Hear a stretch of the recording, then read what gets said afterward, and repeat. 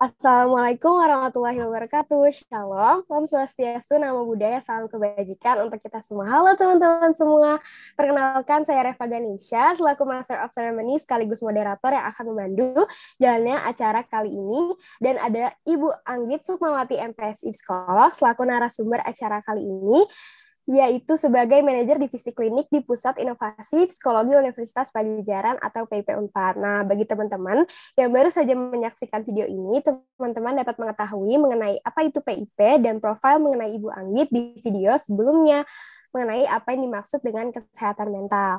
Nah, pada video kali ini kita akan membahas mengenai bagaimana sehat mental pada pelajar, terutama pelajar SMP. Langsung saja nih kepada Ibu Anggit, waktu dan tempat saya persilakan Ibu. Ya, halo, ketemu lagi ya dengan teman-teman di video yang kedua, masih dengan tema yang sama. Terima kasih Mbak Reva tadi ya sudah buka sesi video ini. Nah, mungkin jadi kalau teman-teman masih ingat atau bisa dicek juga ya di video yang sebelumnya kita membahas tentang apa. Masih berkaitan dengan mental health atau kesehatan mental, atau kalau masih ingat di video berikut sebelumnya adalah menjadi remaja bahagia. Di video sebelumnya saya sudah sampaikan mengenai beberapa karakteristik pada remaja, perubahan-perubahan apa sih yang terjadi gitu ya, lalu permasalahan-permasalahan umum apa sih yang biasanya dirasakan, dialami remaja, itu bisa dicek ya di video sebelumnya. Nah, spesifik di video kali ini, di video yang kedua, kita akan justru cari tahu ketika kita punya permasalahan gitu ya, ketika kita punya hambatan, kendala, kesulitan, atau mungkin tantangan-tantangan yang sebelumnya belum pernah kita temui, karena biasanya tantangan ini memang makin kita bertambah usianya, tantangan pasti akan semakin berat. Tapi teman-teman nggak perlu khawatir, karena kemampuan teman-teman remaja, kompetensi itu apa ya, kemampuan, keterampilan, pengetahuan teman-teman remaja pun pasti akan bertingkat, pasti akan meningkat gitu ya, akan bertambah. Jadi jangan khawatir, walaupun masalahnya semakin besar, tantangannya semakin besar, saya percaya banget teman-teman remaja juga pasti bisa melewati itu. Nah, hanya memang nanti kita bisa bedakan mana yang bisa kita masih selesaikan sendiri atau mana yang kita bisa minta bantuan pada orang lain. Orang lain itu ada keluarga, ada teman-teman, ada guru di sekolah, atau mungkin profesional gitu ya. Teman-teman juga bisa kontak-kontak seperti ke psikolog. Nanti kita bisa cari tahu kapan waktunya. Oke, nah di sesi ini boleh dilanjutkan ke slide berikutnya. Ya, lagi-lagi selalu saya ingatkan gitu ya, sebelum kita sebetulnya memahami atau mengalami atau memahami apa namanya situasi-situasi yang terjadi pada diri kita gitu, yang paling perlu kita ketahui adalah mengenali diri kita sendiri. Jadi kenali dirimu sendiri adalah langkah awal yang sangat baik bagi kita, bagi teman-teman remaja untuk menyelesaikan permasalahan-permasalahan yang mungkin nanti akan dihadapi. Kenapa? Karena kalau saya bercontohnya seperti ini, ketika kita atau ketika seorang, ketika ada apa ya, jangan jangan terang dong ya, ketika seseorang ingin, oh teman-teman nih, teman-teman mau traveling gitu ya, teman-teman mau traveling ke suatu tempat, ke kota baru yang belum pernah didatangi sebelumnya. Menurut teman-teman akan lebih baik kalau kita tahu tentang kota itu atau ternyata random aja. Ya udah main datang aja. Nanti mungkin teman-teman bisa jawab ya, entah di chat di video ini atau di mana gitu ya. Nah, karena ketika kita sudah tahu sebetulnya apa yang kita hadapi, kita akan bisa mempersiapkan diri. Misalnya, ketika kita mau pergi ke satu kota nih, ada informasi, oh di kota itu ternyata suhunya kebanyakan panas, suhunya itu bukan apa ya, bukan kota yang dingin gitu ya. Jadi teman-teman bisa tuh persiapkan baju-baju yang lebih tipis, atau misalnya jangan bawa sweater yang berat-berat, atau karena cuacanya panas teman-teman jadi bisa bawa topi, jadi bisa bawa payung gitu ya untuk mempersiapkan. Teman-teman juga bisa tahu, oh kalau aku sih suka alergi di tempat panas kayak gitu, bisa jadi gatal-gatal misalnya. Jadi teman-teman bisa bawa atau bisa prepare, bisa siapkan obat-obat yang kira-kira dibutuhkan. Begitu juga dengan masalah apapun yang teman-teman hadapi. Kalau di video pertama, teman-teman bisa lihat ada beberapa permasalahan ya, misalnya tadi ketemu teman baru, atau misalnya baperan, atau galau, atau misalnya tadi mager, nggak mau belajar. Nah, teman-teman bisa mulai kenali sama diri sendiri. Aku itu sebetulnya anaknya lebih kuat di mana sih? Lebih jago di mana sih? Aku mah kayaknya anak akademik deh. Aku mah memang lebih suka belajar deh. Dapat prestasi di kelas itu bikin aku seneng.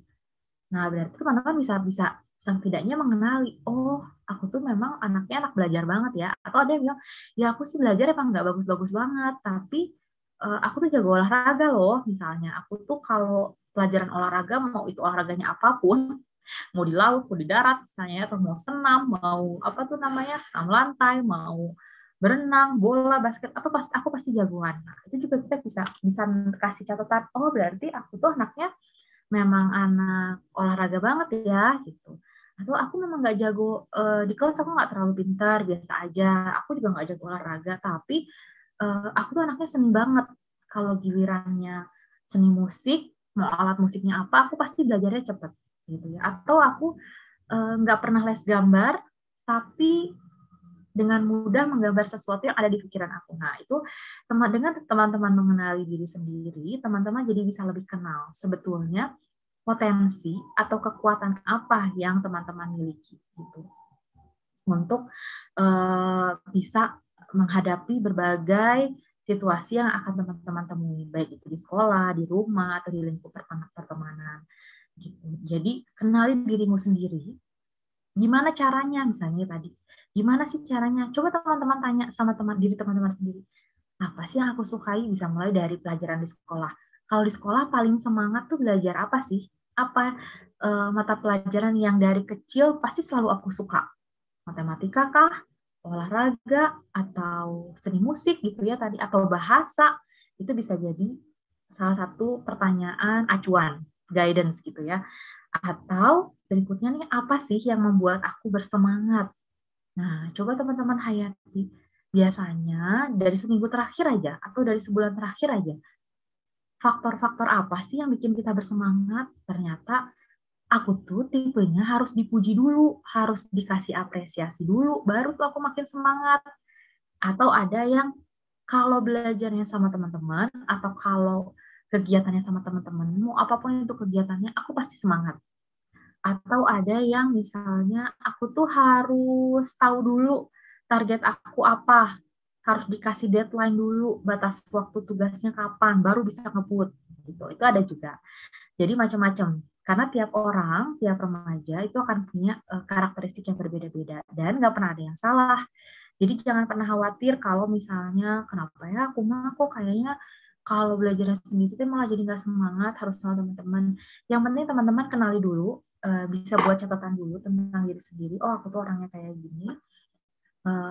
Baru itu yang akan bisa kita jadikan acuan untuk menghadapi situasi berikutnya. Nah, sama yang terakhir, apa sih yang membuatku tertawa? Nah, jangan bilang ini ya, kalau misalnya didatengin sama aktor Korea gitu ya, misalnya, atau opa-opa Korea, atau misalnya kalau cowok-cowok punya apa namanya anim kesukaan atau pemain bola favorit, kalau tidak aku jadi ketawa. Coba mulai dari yang paling sederhana yang kira-kira teman-teman bisa temui sehari-hari. Mungkin sesederhana apa ya, nonton postingan-postingan lucu di Instagram, atau mungkin sesederhana ngobrol via telepon sama teman-teman, bikin kayak grup WhatsApp video call gitu ya, bikin Zoom lucu-lucuan, atau kirim gambar-gambar bobodoran gitu ya, gambar-gambar lucu bikin ketawa. Nah, itu coba dicari, karena dari tiga hal ini, apa yang kamu sukai, apa yang membuatmu bersemangat, dan apa yang membuatmu tertawa, bisa jadi teman-teman bisa mengatasi perasaan-perasaan tidak menyenangkan tadi, sedih, marah, kesal yang dialami tanpa memerlukan bantuan orang lain. Karena kadang-kadang kita suka ini ya, suka aduh aku tanya sama teman aku teh harus gimana. Coba deh teman-teman, kadang-kadang malah kalau saya ngobrol nih sama teman-teman remaja, teman-teman tuh sebenarnya udah tahu loh jawabannya apa sebenarnya. Cuman kadang-kadang memang butuh dikuatkan, kayak iya benar kamu harus kayak gitu ya, itu benar banget. Nah itu tidak jadi masalah, tapi yang paling penting teman-teman tahu dulu sebenarnya aku tuh gimana, aku tuh orangnya kayak apa, yang bisa bikin aku semangat tuh apa, bisa bikin ketawa tuh apa. Nah, dari situ baru teman-teman bisa menindaklanjuti, entah meminta penguatan dari teman, cerita sama orang tua gitu ya, kurang lebih seperti itu. Nah, berikutnya setelah kita kenal diri sendiri, lalu ada nih beberapa tips juga yang bisa kita lakukan untuk tetap menjadi remaja bahagia, atau setidaknya mengurangi rasa sedih, marah, dan kesal yang kita rasakan. Nah, boleh di next slide-nya. Ya, lalu apa nih, misalnya tadi aku udah kenal nih diri aku, tapi ternyata tetap pastikan namanya situasi, namanya momen, itu nggak pernah bisa kita hindari. Tiba-tiba dimarahin nih misalnya sama mama karena seharian kerjanya pegang handphone dulu, misalnya gitu. Ngapain sih gitu ya? Padahal mungkin nggak sepenuhnya 24 jam main game ya, mungkin ada juga chat sama guru, chat sama teman, ngumpulin tugas. Karena kan katanya sekarang tugas-tugas aja dikasihnya di WhatsApp grup ya katanya. Atau misalnya buka laptop kayak yang main game, padahal mungkin diskusi kelompok atau kerja kelompok. Jadi pasti ada aja sih momen-momen yang bikin bete, yang bikin bad mood, itu tidak bisa kita hindari. Nah, tapi kalau apalagi sekarang nih, pandemi, pembelajaran jarak jauh dengan kondisi yang sekarang sedang cukup tinggi gitu ya, tingkat COVID-nya juga teman-teman memang sebaiknya tetap beraktivitas di rumah. Tahu banget sih itu apa ya, tidak mudah ya, sangat tidak mudah, apalagi buat teman-teman remaja yang memang lagi seneng main, yang lagi seneng nongkrong, ketemu temen, paham banget itu bukan sesuatu yang mudah. Tapi memang karena kondisinya seperti ini, jadi teman-teman bisa cari cara, cari strategi, gimana sih biarpun tetap di rumah, tapi tetap bisa setidaknya nggak stres-stres banget gitu. Nah, ini beberapa tips yang mungkin teman-teman bisa kerjakan atau bisa kita sama-sama lakukan. Yang pertama adalah berbagi dan berdiskusi dengan orang-orang di sekitar. Teman-teman bisa nih video call sama gengnya, entah atau sama grup organisasinya. Kalau cewek-cewek bisa sama kelompok mainnya, cowok-cowok bisa sama apa ya, teman-teman organisasi, teman-teman olahraga, misalnya teman-teman main, bisa tetap terkoneksi gitu ya. Jadi jangan jadikan bukan social distancing tapi physical distancing. Secara fisik kita memang nggak dekatan, tapi sebetulnya kita bisa tetap terkoneksi. Artinya bisa tetap telepon, apalagi media teknologi itu udah canggih banget, bisa kita pakai mau apapun medianya. Mungkin ada yang saya nggak tahu, malah ya yang saya tahu itu cuma sebatas WhatsApp, Telegram, Line. Sekarang Instagram aja udah ada video call-nya. Skype, Zoom, Gmeet, Google Meet, dan lain-lain. Atau mungkin teman-teman punya aplikasi-aplikasi, apps-apps yang bisa lebih canggih gitu ya. Malah karena kalau nggak salah nih ya, udah ada apps yang bisa tahu temannya lagi ada di mana. Misalnya kita bikin grup nih, kita bikin geng. Saya sama teman saya berlima. Kita bisa tahu tuh teman yang satu tuh lagi ada di mana. Itu aja udah canggih kayak gitu ya. Makanya tidak terhalang oleh pertemuan fisik, tapi kita bisa tetap terkoneksi. Karena ini penting untuk kita saling berbagi cerita, mengekspresikan emosi. Beda sama sakit fisik gitu ya. Kadang-kadang kalau sakit fisik ini demam, kita bisa ukur tuh pakai pengukur suhu. Oh, demamnya 38. Atau kalau kita ternyata kepentok pintu keras banget, kelihatan tuh benjol-benjolnya ya di kepala. Tapi kalau emosi tuh kadang nggak kelihatan karena di dalam. Jadi kayak sakit hati, apalagi kalau baru diputusin, aduh sakit banget nih biasanya ya. Sakit hati baru diputusin tuh kayak rasanya nyekit banget ya. Terus disimpan sendirian, makin gitu rasanya kayak makin sedih gitu. Nah, makanya fungsinya berbagi, berdiskusi dengan orang sekitar itu untuk mengekspresikan perasaan-perasaan tidak nyaman yang kita miliki. Seenggaknya ada yang keluar, kita juga dengan mengekspresikan kita sedih, biasanya teman-teman kita kayak ngepuk-puk gitu ya, ngasih semangat, itu juga bikin kita sedikit merasa lebih baik. Nah, lalu yang kedua, jangan lupa menerapkan pola hidup sehat. Ini bukan cuma PR buat teman-teman remaja, buat saya juga. Pandemi bikin mager, pengennya rebahan, pengennya apa? Bahasanya kalau di Sunda tuh goler-goler ya, tiduran mulu gitu. Karena ya nggak kemana-mana di rumah gitu.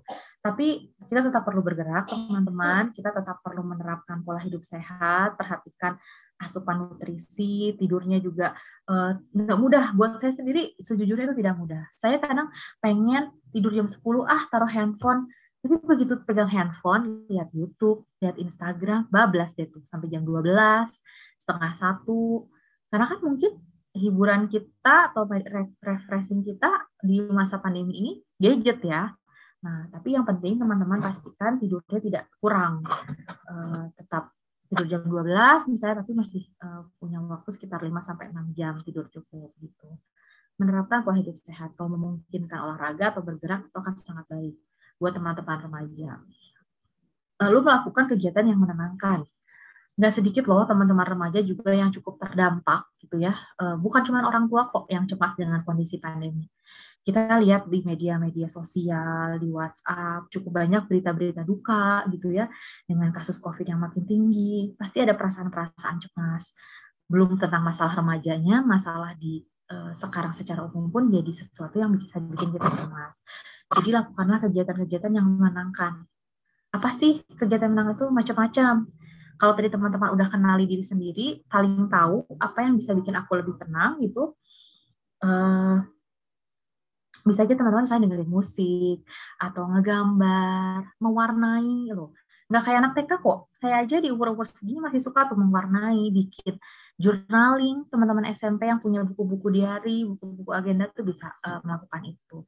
Atau melakukan kegiatan-kegiatan yang disukai. Misalnya apa ya, macam-macam sih, ada yang suka crafting, mungkin anak-anak cewek, atau anak-anak cowok ada yang main game, itu oke, selama waktunya tidak berlebihan, atau misalnya baca komik, itu juga oke. Berikan jeda-jeda di antara yang apa kegiatan-kegiatan padatnya teman-teman gitu ya, di antara belajar, les tambahan. Itu yang mungkin bisa dilakukan, dicoba dilakukan untuk membantu kita tetap atau kita berusaha menjadi remaja yang bahagia dan mengurangi perasaan-perasaan negatif yang kita punya. Gitu. Itu mungkin untuk sesi kedua ini, Mbak Reva. Silahkan dikembalikan ke Mbak Reva. Oke, terima kasih banyak Ibu Anggit atas presentasinya. Izinkan saya menyampaikan ringkasan materi yang telah disampaikan Ibu tadi ya. Jadi dalam mencari tahu terkait permasalahan yang sebelumnya, kita harus mengetahui dulu nih, kita harus kenali diri diri kita sendiri. Karena setelah mungkin kita udah mengetahui diri kita sendiri, tentunya kita sudah dapat mempersiapkan seperti mengetahui apa yang kita sukai, apa yang membuat kita bersemangat, dan apa yang membuat kita tertawa gitu bermacam-macam ya Bu. Nah, ada tips juga nih dari Ibu Anggit untuk menjadi remaja yang bahagia.